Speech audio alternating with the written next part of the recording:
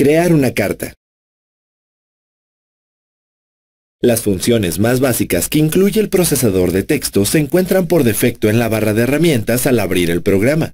Estas incluyen modificar el estilo de letra y el párrafo y se pueden aplicar en la creación de una carta. Para comenzar, abre el procesador de textos y configura un documento nuevo siguiendo estos pasos. Abre el menú Archivo y selecciona Nuevo. Elige la opción Documento en blanco. Ve al menú Formato o Diseño de página de la barra de herramientas. En la propiedad Tamaño selecciona Carta. Para los márgenes elige la opción Normal o 2.5 centímetros para cada lado. Verifica que la orientación del documento sea vertical.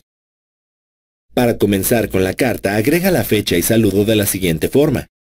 Haz clic sobre el icono Alinear a la derecha y observa que el cursor aparecerá ahora al lado derecho del renglón.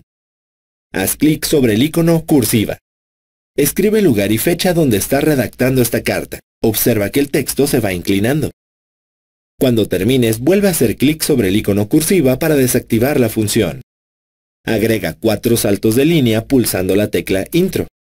Haz clic en el icono Justificar y observa que el cursor vuelve al lado izquierdo de la página. Escribe el saludo seguido de 2 saltos de línea. Para finalizar el documento, escribe un mensaje de al menos 3 líneas y observa que el texto se ajusta a los márgenes izquierdo y derecho debido a la función Justificar.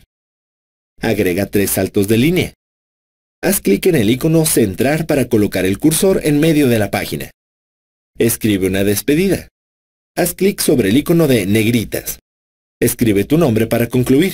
Haz clic nuevamente en el icono negritas para desactivar el estilo.